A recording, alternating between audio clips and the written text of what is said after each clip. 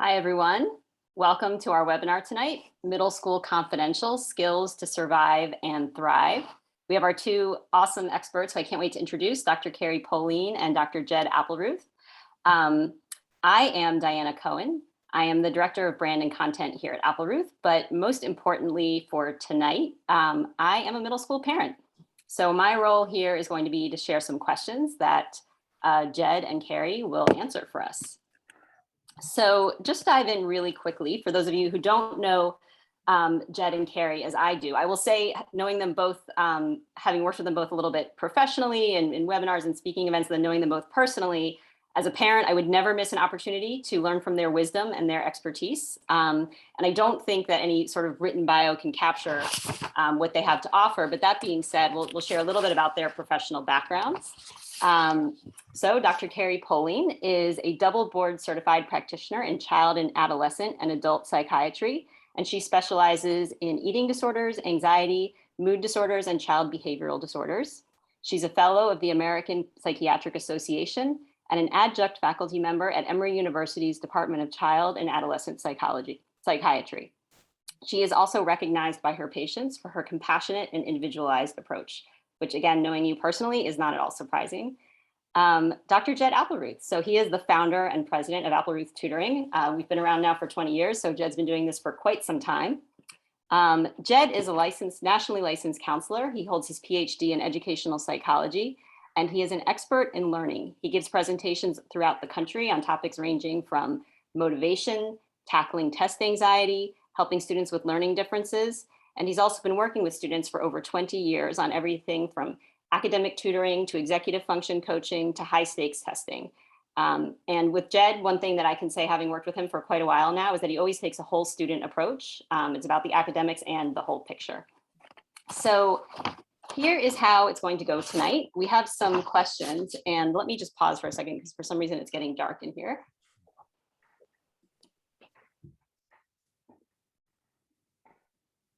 All right, apologies. We have some questions that we put together. We have a group of middle school parents at Applerouth, and we brainstormed some questions together that we felt were relevant from our personal experience, that we've also heard from our peers who are fellow middle school parents, and that we also hear from our clients because we work with quite a lot of middle school families here at Applerouth.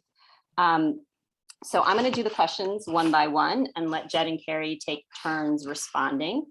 And I think, one thing that just kind of comes to mind for those who don't know a lot about us or what we do is that one thing that drives everything we do at Applerouth is we really believe that when you change a student's self-beliefs, you change their lives. And I think middle school, I can say as a parent and now working in this educational space, is a really formative time. And so, kudos to all the parents who are on tonight and making a little time to learn from these two experts about how we can help our kids grow. So with that, I will dive in. We will also take questions directly from the audience at the end.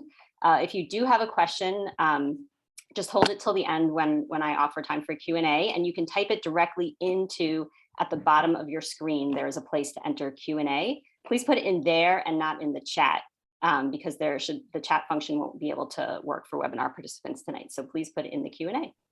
All right, so let's dive in with our questions. And start with one of my favorites, one that I just experienced this afternoon, talking to our kids, or more apropos, perhaps getting them to talk to us. So how do I get my student to talk about their day, right? Many of us parents often rearrange our schedules to go pick our kids up at school, try to get a few moments with them in the afternoon, and we try to ask good questions, and all we get, if we're lucky, is like a grunt or "who's fine" or, "what'd you do today?" stuff, that kind of thing. So any advice about how we can improve that dialogue? Carrie, I'll let you lead on that one. Yes. Well, hi. It's really nice to be here tonight. And I'm speaking as a psychiatrist, but also the mom of two middle school girls, 5th and 7th. So I know this question well. So I guess the first thing as a mom I can say is don't rearrange your schedule and start the afternoon off feeling resentful. Only be there to pick up your kids if it's absolutely, necessary. And if you actually want to do it. So necessary and want to, not that I have to. Kind of that always starts off with resentment. So how do we interact with our young teens, and I would say tweens? I think the first thing to remember is how busy this age group, like what they're doing. They're getting up so early in the morning, they're getting dressed quickly, out to school. A lot of times in middle school is the first time they're being bombarded with different classes. They're moving from subject to subject. They have a lot to take in all day long. Plus, of course, the social pressures. Their bodies are changing. Everything feels different. They have to navigate that while also navigating the academics. And it's a lot to manage. So when they get in that car, a lot of times they're just sighing like relief. The day is over. The last thing a kid wants to do is then be barraged by like 20 questions about their day. So I think, granted, you have to know your kid. There are some that are really excited and interested in talking, and that's great.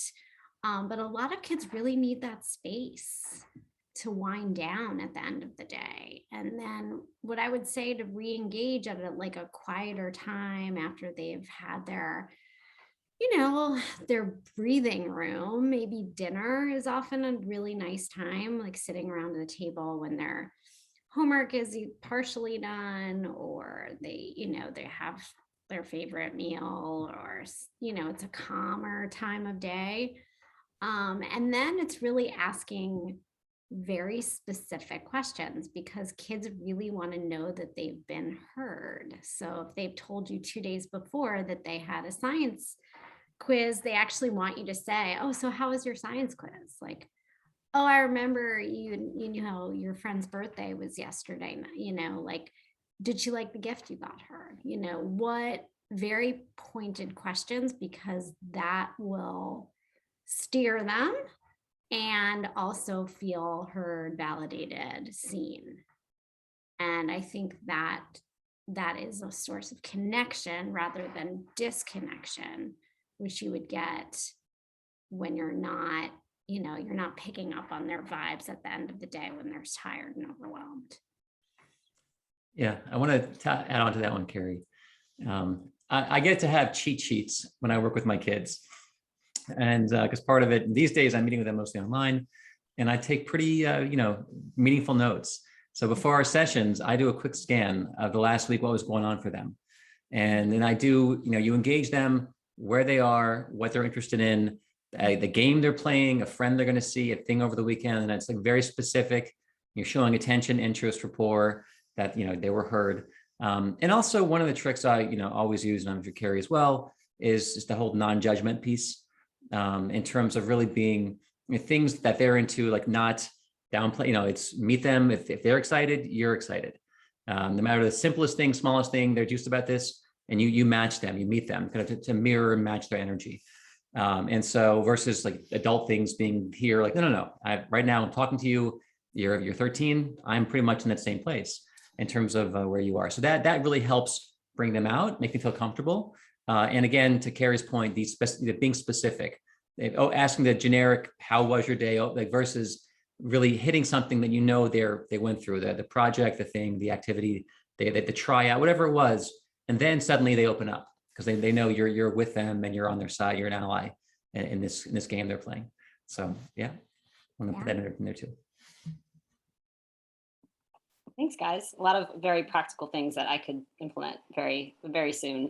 I want to talk about a different kind of talking, lying. So this is something that I know can become a little bit more common as kids sort of head into that pre-adolescent phase. The kinds of questions that we ask every day, like, hey, did you brush your teeth? Did you remember to check in with your teacher about that thing? Or did you do your homework? And sometimes they honestly like forget to do things, but sometimes they'll say they did and they didn't. And so, it's worrisome for a parent, I think, when a kid lies, but we don't want to go overboard. And so just trying to understand, I think, what's normal, right? Like how much of it is just like, okay, we don't have to like make a big deal with it with the kids. this is part of their development versus like, when is it something to really worry about, especially as they get further into adolescence and could, potentially be involved in things that would be more concerning to us.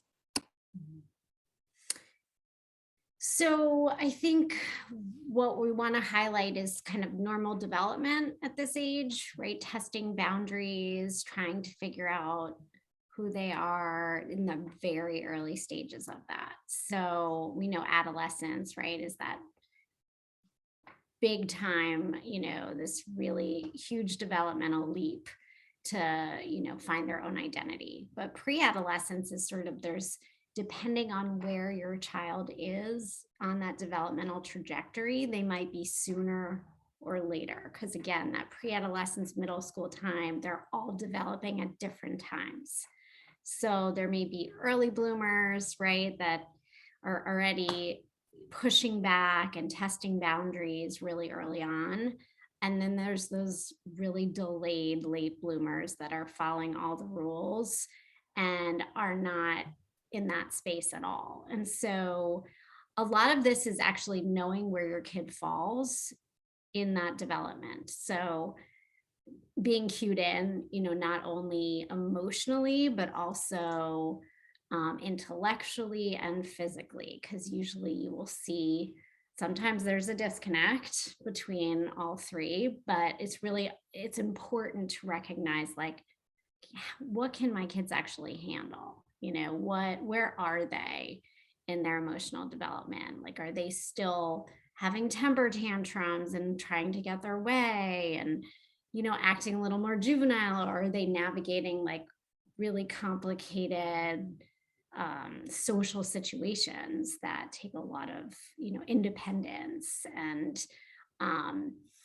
autonomy? And I think that 6th, 7th, and 8th grade, I've seen 6th graders that are like way ahead of 8th and 9th graders, just based on their own development. Well, lying is one of those testing, white lies. What can I get away with? What can I push back on? I think it's very extraordinarily normal to have some of those testing of the boundaries. That is what adolescence and pre-adolescence, that's really what it's about. When things become a pattern, when they're like patterns in behavior, then we want to think more, is there something pathological happening? Like, either they're trying to, avoid, or, is it anxiety based? Is there an executive functioning issue where they're forgetting? Are they trying to cover up something? Is it shame based, right? Like there's, is there some kind of pathology underneath the behavior?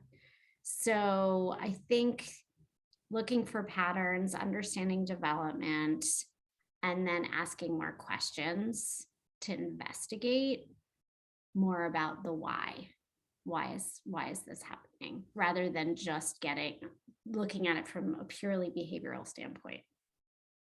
Yeah, I'm going to throw in a little bit. I have students who lie to me as well. And especially when it comes to my students who are working with executive functioning challenges, and they tend to not follow through, and then they don't want to disappoint me in a similar way. They may be the same with you. And there's a lot of impression management. They're trying to control the impression, because also they're concerned if they let me down, they may bring me closer in, which is not what they want to do. In many cases, it's as parents also, as they want to maintain the distance. And if they let you know, they let you down, you're going to come in closer, which is the natural consequence. And so it's part of it's, when they lie to you, typically it's not malicious. I mean, there are different, as Carrie mentioned, there are cases where kids start to really get creative with lying, and it becomes like, they're exploring a new identity. And then like, that's a whole different thing, where lying is just like breathing for some people. And that's a whole different thing. Most of these kids, it's small stuff. This parent mentioned, small things, brushing your teeth, your homework. And in my case, there are students who aren't honest about what's happening in school, and their parents have to call me or tell me things like, I read a report, things look good, XYZ, this class. And the parents write and say, talk to the teachers, we're failing 2 classes. And suddenly it's like, holy cow. So there's a lot of performing here, and things are great, is just totally inaccurate. And so when I learn that someone's being dishonest with me, my thing is trying to reframe it. And again, the executive functioning work is always, the rule is don't bring in shame. Because if you bring in shame, you change the dynamic, you change your role as parents also. Because they're trying to manage an impression. And so my thing is, I don't stick them to it and nail them with it. Don't nail them. Part of it is I make a soft opening. I try to do it. I kind of make a path for them to come clean without, making it really aggressive. And because again, we're trying to build rapport, and then we're allies here. And in this case, it sounds, if I learned something that wasn't true, they were trying to impression manage, is it, and I let them in. It's okay that we all screw up. I make mistakes, things happen, things fall through. I normalize it. So you're not going for perfection. That's also a huge thing that they can let that down. I'm gonna screw up. I didn't allocate enough time. I didn't do well on my assignment. I got a 73 on the quiz. Okay. And then my thing is always, how do we learn from this? Not I'm judging, I'm angry. How did this happen? And it's like, well, let's look at the, let's talk about the pattern. Everything's a learning event. So I didn't save time for this. I played for 3 hours on the computer instead. Like, okay, well, let's talk about strategies. So I approach it like it's shared problem solving. And I'm on their side versus I'm mad or upset or you let me down. Because again, their performance isn't about me at all anyways. And even as parents, that's something you're gonna have to negotiate eventually. It's about you, or ultimately, you have 3 kids, they're gonna have different perspectives of what grades mean to them or how clean their room's gonna be. And part of it, some of it's genetic, some of it's temperament, some of it's choices in terms of how they're designed, and allowing your kids to be who they are. But in terms of trying to help them, again, optimize with who they are and not trying to fit them into a box of what you expect or what their siblings are doing, saying, is there a way? Because oftentimes when kids are struggling and failing, they're trying to do better, but sometimes things go sideways, they act out, all this stuff. So my thing is approaching them as an ally, no shame, no judgment, making a soft thing, and I want to be helpful. How can we co-brainstorm together? And that's always my approach when kids are being when they're dissembling and trying to manage me. I try to bring that down. Can I add one more thing? Oh yeah, for sure. In terms of, as parents, we are also modeling. Yeah. And so we also have to recognize, and I know that I've definitely done this. We don't call it lying when we're like protecting our children, or we're not, we're just withholding the truth as parents, but they pick up on all of it. So they may feel like they're doing the right thing, if they're just withholding the truth when that's been modeled for them. So I think open discussions too about what's expected and, how to work together. And really, again, recognizing the patterns, because sometimes there really is pathology, which I've seen, like in terms of, I see it obviously in my eating disorder population, lots of lying around, throwing away lunches and, all sorts of things. And then obviously in the substance abuse world, but that's usually in later adolescence. Yeah, and I mean, something that I hear coming across in both of your responses to the question so far is so much about just, preserving the relationship. And that's something resonates a lot with things that I've read, starting to explore this age with my kids. One thing that I think is on a lot of parents' minds as we go through middle school is there's a little bit of a deja vu experience, or like a turning back the clock that we didn't necessarily want to. We sort of go back to middle school with our children. And unless any of our participants tonight are sort of in the very small minority, most of us probably wouldn't go back to middle school if we could choose one way or the other. And so a lot of the things that we want to explore are about, interacting with other parents. And I think there can be instances where some of the tensions that might build up between kids, maybe not nice things that are said at school or things that are said in a text, can actually get reflected back among the parents. And so, but as a parent, I think we feel a tension, right? Like we don't want to be involved in that, and we don't want to get sucked into any kind of social drama. But at the same time, we feel like we want to be connected and plugged in with the other parents. I think it's part of knowing what's going on socially, being aware of what's happening with our kids. And so Be eager to hear any advice you have, and maybe Carrie, you could start, especially as also a middle school parent, letting us know how do you handle that situation, and what would you recommend as a professional? Right. This is tricky. I do feel like this happens often. And now with social media and Snapchat and texting, it's even much, much more frequent. So I'm glad that you brought up like going back to connecting with your child and that preserving that relationship, because that's where I ended up. I think that it's very tempting to get involved, even though I would never go back to middle school, and the idea of it makes me, want to cry, but it's tempting as like, now I have all this wisdom if I could do it over, but really being in it with them, and using it as a way to connect with your child rather than gossiping. And that's really what it turns into with other parents. It turns into because you're getting it secondhand. And so resisting the urge to really get into it with the adults in the room, unless there's like a serious issue, and I always actually have a pact with some of the parents that I'm friendly with, like, if my kid if there's a serious issue, I need you to be able to come to me, and I need to respect it and be able to hear it, and vice versa. And the little stuff, like the day-to-day stuff, I'm not going to get involved with the moms. I am, however, going to check my kids' texts.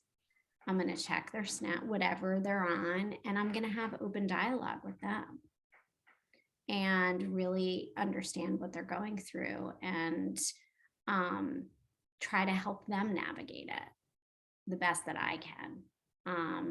I can say that that's what's working for me as a mom. As a psychiatrist, again, really understanding what pieces of this are developmental. Is your kid more not mature enough to be able to handle all of the social media? Is it having negative consequences? Are there actually bullying going on? Like, is that, we call a lot of things bullying now, but it's understanding, are they being emotionally, physically bullied at school? What's, talking to the school counselor, bringing in other eyes so that other adults that you trust. Because as much as you want to ally with other parents, they're really in it with their own kids, and they don't have that objective point of view. It's hard, it's tricky, it's walking like a tight line, but you really want to connect with your kid, because I've seen the opposite happen, where you start to overly connect with other parents, and then your kid gets hurt, because then you're telling them about your child, and then child's friend tells them, and then your child feels violated. That's a really important point too, Yeah. the relationship piece and the trust. And I can imagine that you're much less likely to get their confidence again if they hear thirdhand what you've been sharing. Right. Yeah, minimize talking, and that's part of it's understanding safety, understanding boundaries. And that's something that we've lost a lot of that. And it's always, learning. Adolescence is learning boundaries, and part of adulthood. And I've seen it also, not firsthand, my child is very young, but friends. And I know from experience, from talking to my friends, where something their daughter or son says it circles around, or it goes up to another child, to a parent. The parent calls, I read this thing your daughter wrote, XYZ. And part of it is, things that before a kid would write in their journal, for our generation, the parents, in our diaries or journals, now they're broadcasting it. And part of it is the appropriate things you write and say and share. And is this person safe for to 10 people? And learning how to manage these technologies, which are so different, but they do have different consequences than a casual conversation with a friend. suddenly they take a screen grab of a snap this girl sent, and then bam, they show their mom, right? And so I think part of it is working with your students, talking with them about the sharing, and also to Carrie's point in terms of gossiping about your children, really checking yourself and your motivation and what you're getting, what payoff you're, when you're engaging in this, because it really is, I think, a regression. If we're sitting there, we are going back in the sandbox. We are going back to that time. We're losing our adult, because there's something in us that likes to gossip. It isn't our best self. It isn't but it's tapped into. We kind of go back, and part of it is trying to, keep a boundary about, is it okay or appropriate for me to be talking in a negative way about a child, or even there's sometimes a twisted pleasure that's not my kid, or you feel better of the parenting job that I'm doing, but ultimately it doesn't really help you or them. And part of it's knowing when to extract yourself when things are getting negative, and how to, bring that down, because it can totally happen. And it's a human thing, not just a parent thing. But again, trying to maintain good boundaries about yourself, about your family, about your children, and about talking negatively about anyone else. Ultimately, if it's not instructive or beneficial, it's just, really being thoughtful about the boundaries we have. Shifting gears a little bit from some of this like social piece that we've talking about, more to things having a bit more to pertain to school. Procrastination, I'm sure that's a topic everybody personally can relate to, but certainly when it comes to their kids. So very typical situation, right? Like a 5th or 6th grade kid having plenty of time for Minecraft, or, catching up with their friends, or being on social media. But, when it comes to starting school projects, waiting until the night before and things like that. And what are some strategies that we can do to change that pattern? Jed, do you want to lead off with that? I know you deal with that every day with your students. Yeah, and I can lead off. And all my kids have their distractions, without exception. Everyone on this call has our distractions. It's the nature of, again, being human, and we tend to want to go to a lower cognitive task by default automatically, because hard things are hard, and we want to find things that are a little bit easier to do. And Minecraft is going to be a lot easier than writing a paper, doing calculus, math problems, whatever they're into. So my thing is talking about, again, when I work with my students, I come from a place of non-judgment, and I realize there's pleasure in Minecraft. Of course there is. There is, and it's meaningful, and they engage, and it's fun. There's dopamine, there's challenge, and of course they're drawn to that. And so I don't want to say it's a bad thing, but part of it is helping students learn how to strategize, how to optimize, how to get more of what they want.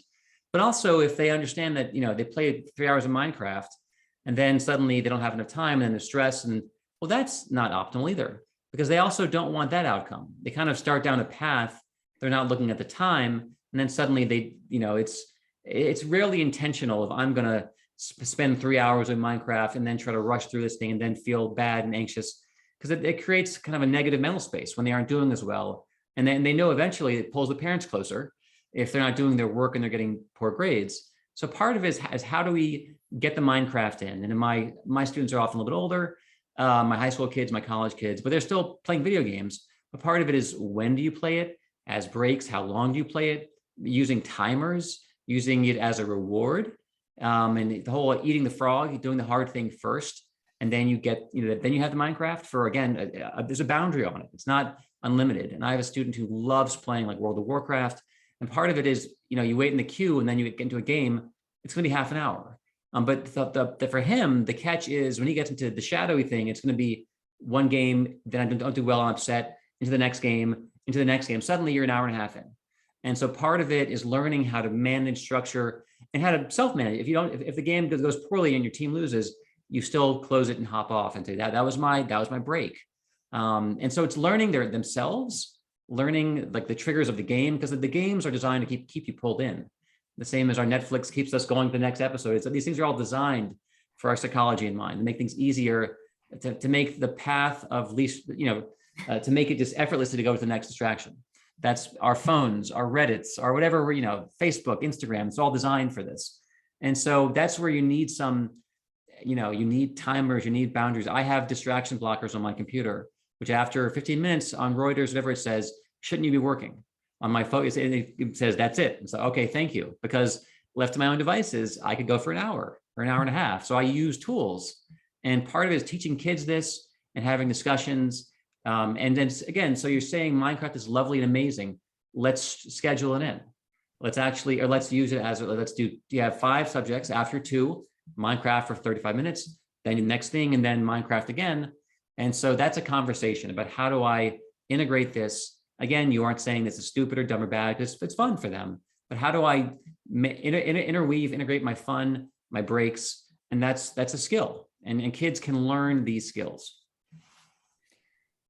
I would also add that procrastination is this very amorphous symptom. And underneath it, a lot of times what I see is feeling overwhelmed or anxious, or not having the skills or the capacity to do the executive functioning piece of planning and following through. And so procrastination is, for a lot of kids, is avoidance. And it's just an avoidance tactic, because either the 2 things I see, over the big overwhelm or the I don't know where to start. It's, I forgot what they can't even plan, follow through, break it down on their own. So what Jed said about understanding what structure might need to be put in place. Sometimes that has to come from the parents for a 5th grader or a 6th grader. Like, they actually don't have the capacity to put that in place themselves yet. And it's okay. I think I empower parents to say, to meet their kids where they are. You're going to need some help navigating this. So I'm going to have you do 30 minutes of homework, and then I'm going to give you 10 minutes of your game. And that's going to create some power struggles. And that's okay, because that's where they are. And as they manage it, then you take steps back. And if it's the great big overwhelm anxiety, then it's looking at what's actually on their plate. So, that piece about anxiety that you mentioned, Carrie, is actually a great segue, if you guys don't mind me skipping ahead a little bit, because that was a topic that we wanted to address tonight, and we're already half an hour in, and I know that's an important topic on a lot of parents' minds. And we kind of wanted to look at anxiety from 2 different lenses. I think one set of questions that we frequently hear, both through parents that are coming to Applerouth as clients or us in our lives as parents, is, what I would call academic anxiety, stress about, always talking about their grades, or staying up too late to do homework and feeling like if they don't do every single thing or do everything well, it's going to fall apart. And just, I think all of us can relate to the added pressure that kids feel today. And, I think if we see a child trying hard in school and wanting to do well, we want to encourage that, but we don't want it to go too far. And so, as parents, what can we do to help our kids kind of strike that balance and address that academic anxiety? And I know that's something you probably both have quite a bit to share. Carrie, maybe you want to start from your experience. Right. I think that's so true, what you had mentioned about kids having to manage so much more. So I know Jed and I did a talk about how the world, or, what older teens essentially are managing is so different than what we used to have to manage. In some ways, there just are more demands. As middle schoolers, I would say everything that they're managing feels a little new. It may not be more, but it might be earlier. And it's still often a lot to go from elementary to middle school and that transition. And allowing for understanding kind of, is it anxiety, like panic or worries about doing well, or is it like perfectionism and their personality type, like is this who they've always been? I think that's also really helpful to understand kind of who your kid is. Have they always been the kid that has to get everything right and redo their homework since they were in 3rd grade, and every teacher has always said, like, we have to work on slowing them down? Or is this like a transition, going into middle school and the academics just suddenly are getting much harder? And it really is like a surge of worries about the future, about can they do it? Because I think they're treated kind of differently.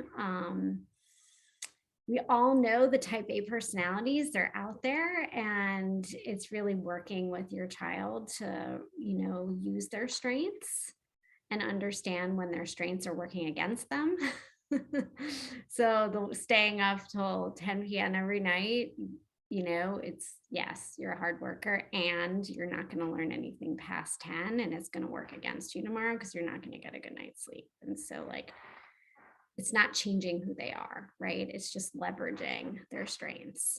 Whereas if it's a true anxiety disorder, it may be an opportunity, to speak to the school counselor, recognize what class they're struggling in, get a tutor, go and speak to, a therapist to really address, is there an anxiety disorder, or is there just something at school or some subject that's bringing on test anxiety or worries. We're dealing with this with my child right now. So I can say as a mom, it becomes very clear when you have a kid that maybe, can hack it, and then 7th grade comes along and it's like one class, it just doesn't feel right. There's something there that's bringing up this anxiety. And it's important to kind of address like what's going on in that class, what's going on with her study skills, where's the disconnect, and trying to figure it out together. I like that. I think at every age, there's a discussion, an important one, about what these grades are and what they mean, what they signify, and how much they matter. I was having a talk at 5 o'clock today with a student of mine who's now a freshman in college, and we're talking about his grades. And I had to talk with 5th graders to 8th graders to seniors, and talking about looking at his grades. He has a couple of 88 and 84. And I was like, what would it take to push that 88 to a 90? I was having that conversation. He's curious, and he was pushing back. So, you know what, like if I push for the A's, it's going to change my experience of college. And I know friends who are not happy. Some, like a girl just dropped out, like XYZ. And part of it is I could push for that, but holistically, my enjoyment of this moment in my life, like my experience of being a freshman in college, is going to be diminished if I push in that direction and I make that the primary focus versus the holistic, like looking at, if I get B's are okay. And this student knew himself enough that it was, the 88 was all right. And some of us, may bristle with that idea that, God, you're so close to that 9 or whatever it is. And that's our stuff, ultimately, because their performance is theirs. And when it may change opportunities, it may change things, but ultimately they're the ones, they're the students, and us trying to impose upon them what we want, even for them, they have to want it for themselves. And in terms of the anxiety, and looking at that in terms of the grades, there are several things that are going on. When performance anxiety and so forth. One of them is if a kid's staying up till 10 at night and needs to go to bed, but is worried about the performance, there's a question of, are you in the right class, as Carrie mentioned? I've seen students, where the right answer was, let's drop out of the advanced class and get down to the regular track. And that's going to solve a problem here for us. When you're putting in 3 hours a night on this one class, on an hour on everything else, it's like this one class is causing so much stress. And it could be a STEM, math or science, but ultimately, and if they're worried about, their identity, and I'm the smart kid, I don't want to drop down, my friends are all on this honors track, that's a conversation to have about, again, appearances and performance and identity versus taking care of yourself and self-care and being nurturing and looking at the quality of your life versus what would it mean if you're not in every honors class.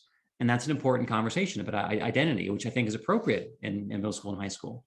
And then there's also the question of skills and skill deficits. When a student's staying up to 10 at night, part of it is, is it the workload? One, is there some underlying condition, which Carrie, is there something going on? Is there a challenge that's suddenly emerging in middle school that wasn't there in elementary school? Alternatively, are there skills that haven't been fully developed in terms of how to study, when to study, the kind of environment, how to use breaks, all these things that sometimes an eighth grader doesn't have it figured out just yet. And it's nice to solve these problems in middle school before you get to high school, because ultimately in this end high school before college. So there are these stages when the workload increases, the level of independence, the expectation is higher. And I want to solve these problems earlier in the pipe to minimize stress down the road. And when it actually may have other consequences and so forth. So I think it's a great time in middle school to begin to address this. In some cases, you bring in some extra support in can be helpful. And so that's also that's part of the work that we do here, is when parents, it's often that midterm report card, the first grades come in and suddenly, whoa, we need some help with this. And that can be a good time and to have the student talk and reflect and look at what's happening. And very often it really is, we increase these skills and then the level of anxiety starts to drop as performance begins to increase. So those are some things in terms of stress. But ultimately, there is a discussion around grades, what they mean, and what are you making them mean? What are you investing these numbers with in terms of yourself, your identity? If it's causing stress, and what would it mean if you got a B? What would it mean if what would that? And that's I think an important conversation to have with a student who's really getting worried or upset about a grade. Yeah, that really resonates. And I imagine there's a, opportunity and a challenge for us as parents too, to model in our own lives, like maybe our work life versus our personal life, how we achieve balance and, don't overdo it, or, take time to make sure we're caring for ourselves and getting our sleep and things like that too, which I'm sure as parents, we all find challenging. On the anxiety piece, before we move on, because then Jed, you touched on something that I wanted to delve a little deeper into, but on the anxiety piece, is there anything different or additional that you guys would want to add for questions that are specifically about social anxiety that kids may experience in middle school? Things about like having a hard time getting out the house to a social event because not having the right thing to wear, or being worried about what an interaction is going to be with certain friends, or maybe it's not even in-person interactions all, so much of the social life now takes place digitally. And so is there anything that you can recommend to help our kids feel more comfortable socially during what is famously the most awkward time of life? Yeah, I was just going to say one word, puberty. There's so much going on in middle school, in terms of their bodies changing, hormones, again, the development is so different for some kids, and they're just already in 5th and 6th grade, super social. They get it. They're clued in. They're more interested in spending time with friends. They're so far ahead socially.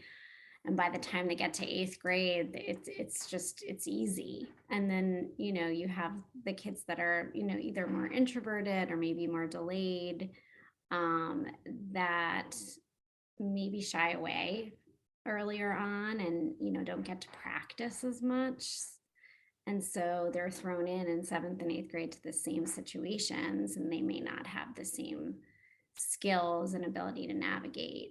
And COVID didn't do any favors. No, it didn't. Socially, I'm seeing that with my own daughter, who's kind of scared of other kids because we've kept her kind of protected, and suddenly the playground, she's getting scared and running away when she sees other children. It's like, oh, what have we done, COVID? Yes. But yeah.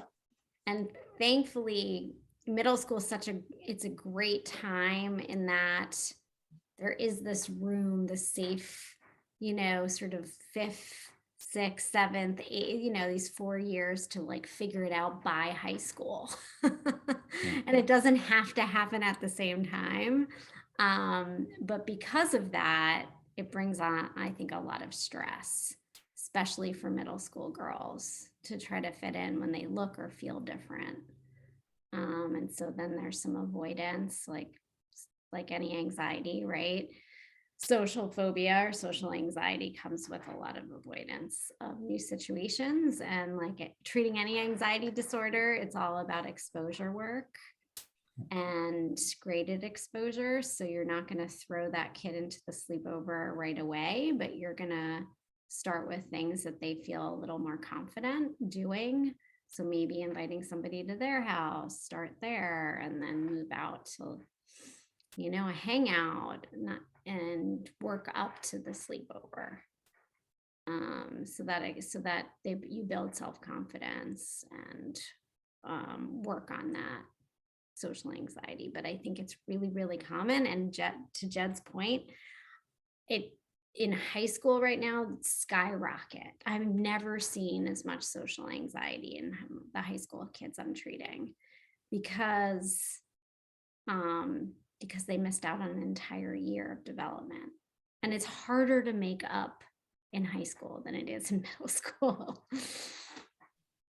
And there, as Carrie knows, and some of my therapeutic training, there are discrete skills you can learn, and there's strategies for it's all about managing yourself, managing what's happening inside your inner state, self-regulation, the things I'm telling myself in terms of like the breathing, and there are other techniques, little tapping and havening, little things you can do with touch in your own body and trying to calm yourself down when you begin getting worked up. And these are things you can teach an 8th grader, things that are the simplest. I have a friend who's teaching his daughter like tapping, the simplest stuff, little tiny touch. And then you can do it very discreetly. And then you begin to calm yourself down with little self-messaging and nurturing statements. It's all about, getting your interior landscape a little bit healthier and cleaner so you can face these challenges. And so there are obviously books to read, but then, and sometimes working with a therapist, if it really becomes an issue and it's limiting behaviors and it's creating impairments socially and functionally, and that don't be averse to going for a few sessions. Me and Carrie are very pro therapy, but I've seen it work wonders, especially if you see the path diverging and it's like, you know what, a little bit of work, a little push here, a small course correction could pay some real dividends. If you really see, because the anxiety can mount, and things can get worse sometimes if they begin to withdraw from the natural things, the natural chances to try out new stuff. They have to keep trying. But if they start to not try and withdraw, that's when I think it may be worthwhile to have an intervention, a small one, that could be beneficial. Yeah. And we have to also remember these kids have been super comfortable at home. Yeah. So some of this is just like Jed said about, coming out of this COVID time period. Yeah. How do you manage yourself when you've been looking at a screen for a year? It's like, oh, I have a body and we're going to put whatever things and we're all having to relearn how to be, with each other. Mm-hmm. Yeah, at least as parents, the experience of going back into the social world gives us, I think, some empathy for what our kids are going through as, in this pre-adolescent phase of, it feels a little awkward for us getting back to real life. And so we can kind of have a sense of what it's like for them too, it always helps when you can really see what it's like to be in their shoes. I would like to turn it over to see if there's anyone, any of the participants audience tonight who would like to throw some questions out for Jed and Carrie. As I said at the beginning of the night, if you do have questions, there should be a little Q&A button at the bottom of your screen, and you can just click in there and type in. I'll give it a minute to see if anyone has questions. If not, there might be one more I want to throw at you guys. There are a couple in the mix we have. All right, interesting. Trample over opportunity for any participants to share.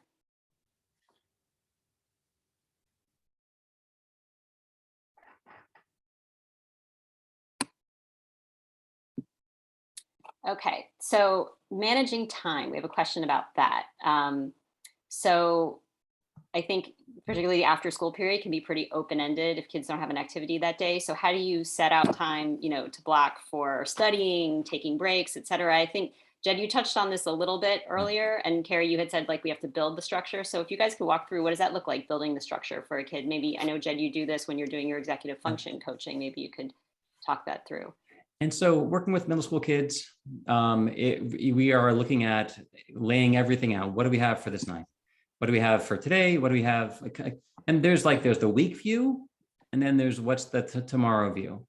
And it's learning how to live in two places, how to look at what do I have tomorrow, but also understanding, because you're trying to teach them how to prioritize, how to time estimate, which some kids need some work on. They're not as good out of the gate. They underestimate, or they rarely do my guys rarely overestimate. It's typically things might take an hour and a half. Oh, it'll take me half an hour. Actually, no, because you aren't thinking through all the discrete pieces, the steps, the checking, the proofing. They're time optimists. And I want to make them more time realists with, how to bring them back. And let's actually time this piece.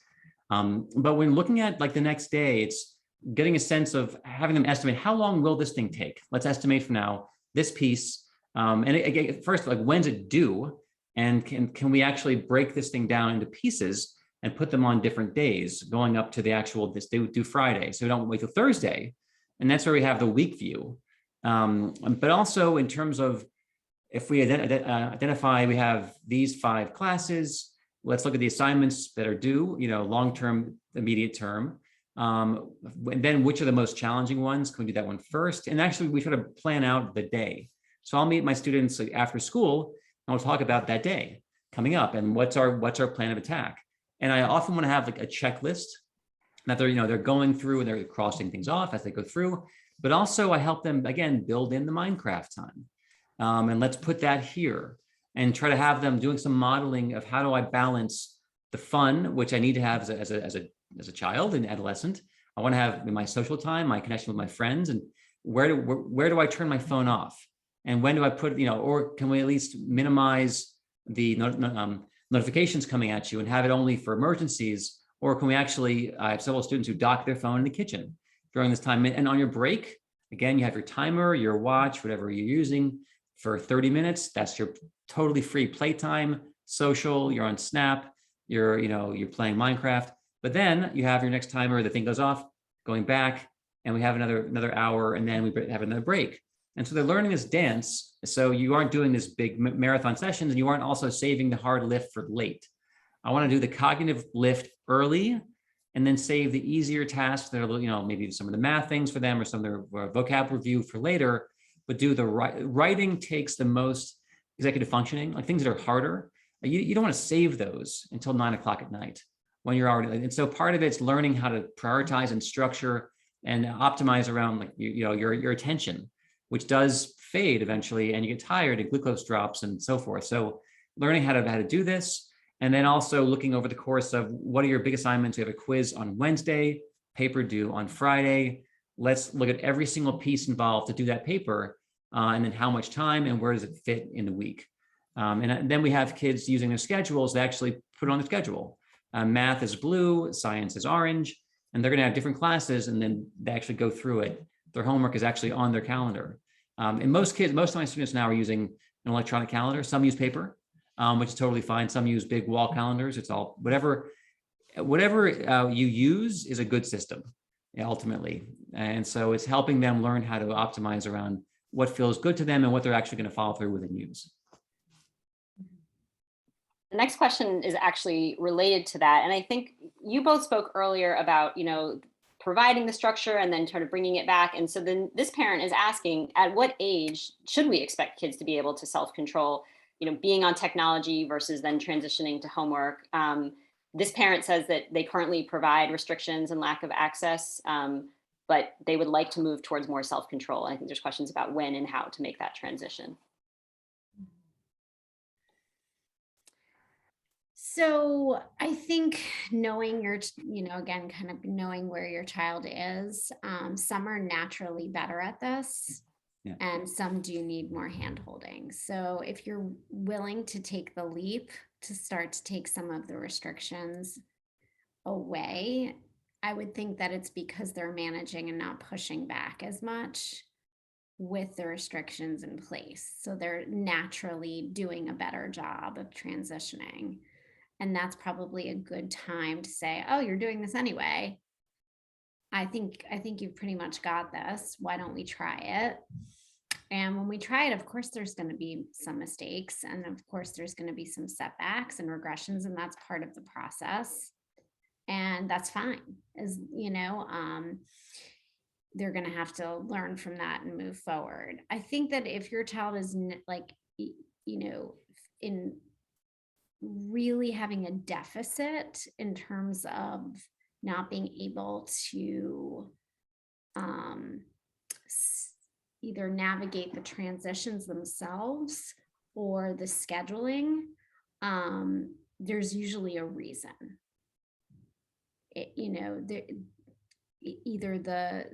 They're not getting that from school and their teachers. They don't have a system in place. Maybe they're under scheduled, in the afternoons. Maybe there is too much free time. Some kids do better with like that free play time, and others do better with a couple of after school activities to kind of like, okay, this is going to be my activity time before and after. There's dinner. This time is bedtime. How am I going to fit in my stuff? I really do believe that every kid is different. I have a fifth grader who's naturally better at this. And I never had to sit down with her. It's just she has more activities and she just has to get it done.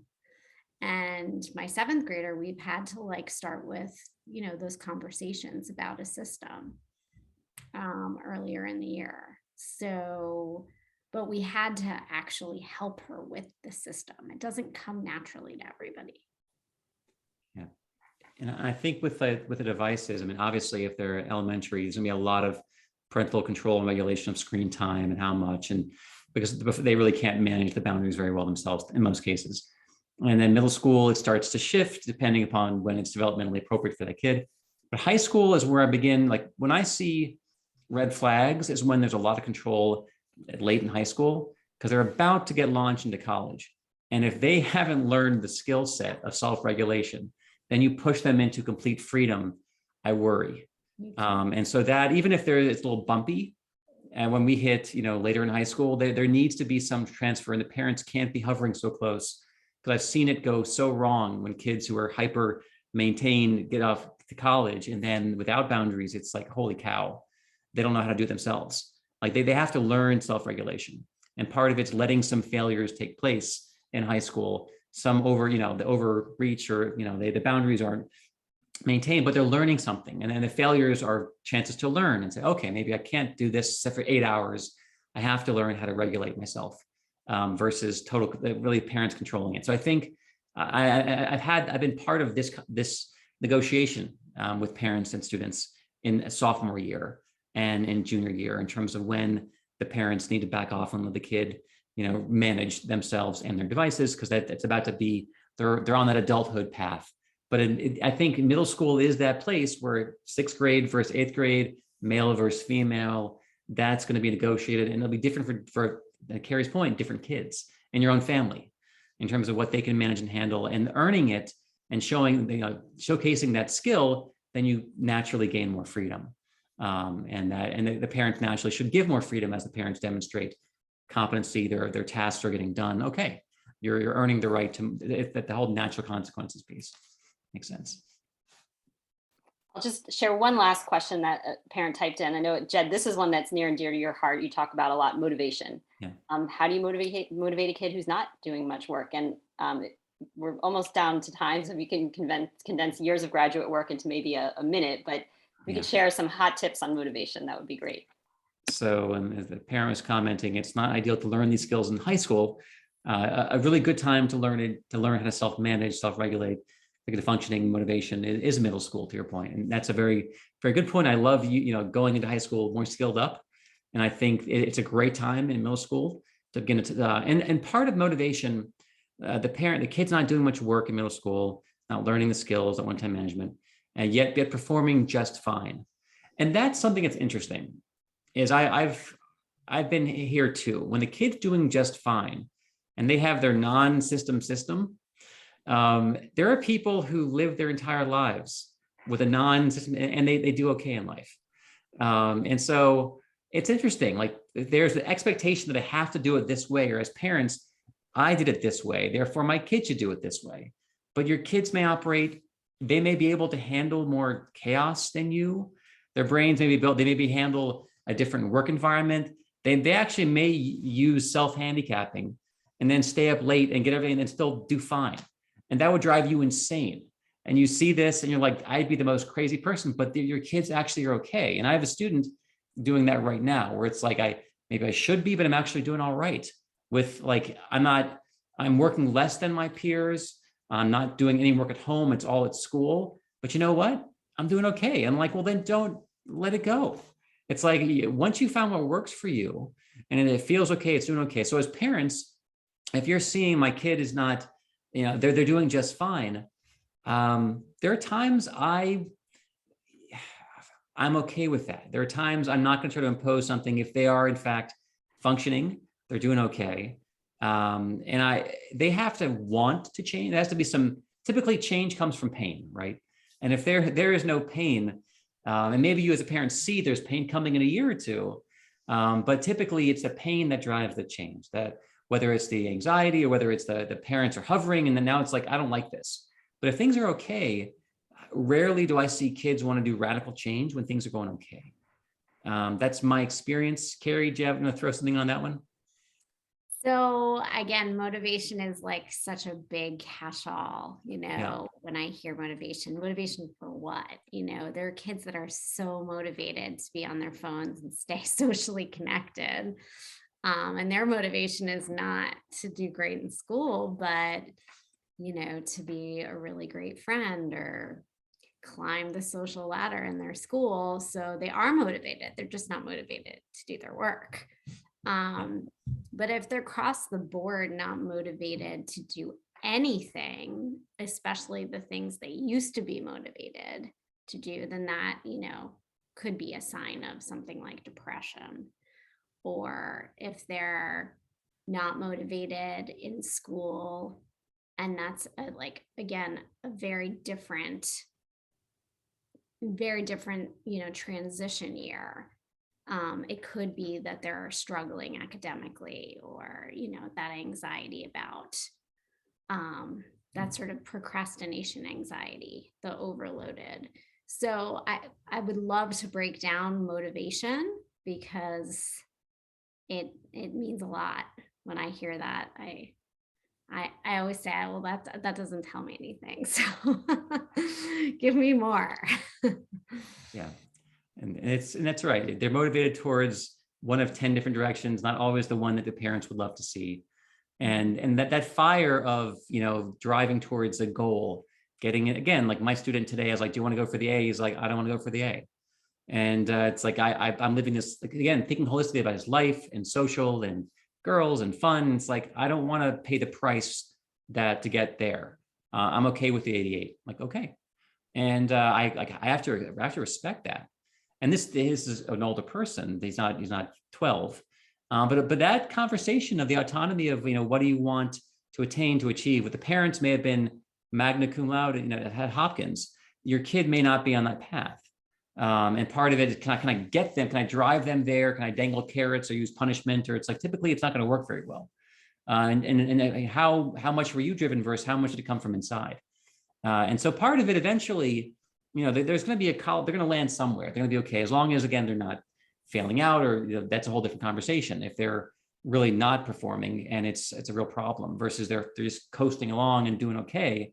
But you can talk about, if you get eventually when you're in high school, if they want to go to Alabama or go to Georgia and go to big football, well, there's a price to pay to get that. And there's something, and that becomes a pull, versus right now, unless they see the benefit or the value to them, because it's always about them, what they care about, what they value. And whatever you care about is irrelevant. It's not meaningful. It's, how do I turn on the fire within them, and what can I offer them? And if for some it's this experience in college, for some it's they're chasing something and they want to prove something. But otherwise, and the other piece, though, the converse is, as Carrie mentioned, motivation is so loaded, is, are they frustrated? Have they experienced setbacks, failures? Are they doing some ego protection of I don't care as a means of protecting their egos? Because they're worried, if I put forth effort and then don't do well, then I've even proven again that, I'm less than, I'm not good, I'm stupid, I'm XYZ. That's a different thing. That's about skills. That's about, correcting past wounds, versus, but if you haven't experienced that, then there are some students who are just not as driven academically as others. And you have two kids in the same family. This one is going for it, this one's not.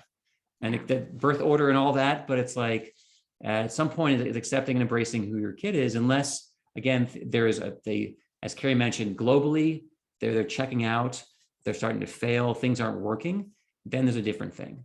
If they're really jeopardizing, they have to drop out of high school or middle school, that becomes a different conversation ultimately. Yeah. And Okay. Oh, there we go. All right. So, well, first of all, the motivation, as you guys both alluded to, there's so much to say there. I'll just, for parents who do want to dig a little deeper, we have a lot of resources about that on our website. Blog posts. Also, as we mentioned, Jed does a lot of talks on motivation. We usually have webinars on that. So I hate to give that topic short shrift, but everybody on this call, including Jed and Carrie, who we are so grateful for giving their time, are parents. And so we know that everyone's time is really valuable and we don't want to run too far over. I will just share, what's this slide, one more? Oh, let me go forward. There we go. In case it is helpful for any of the parents on this call, that we are actually have just begun our big holiday offer. And at Applerouth, when you enroll now in any of our private tutoring packages, which includes executive function coaching, academic tutoring, and test prep, which for middle school parents, if your child is looking into taking the SSAT or ISCE, that would be applicable. You can get up to 6 free hours with those packages. So if that's something that's of interest, we invite you to visit our website at applerouth.com/holiday or give us a call. And like I said, we have so many other resources. We hope you will continue to engage with us and ask good questions and engage in your kids' growth. That's what we're all about. So Jed and Carrie, really cannot thank you guys enough. I learned a lot. I hope everyone on this call learned a lot and look forward to the next conversation. Thanks so much, Diana. All right, Yeah. Carrie. Thanks. Good night, guys. Good night.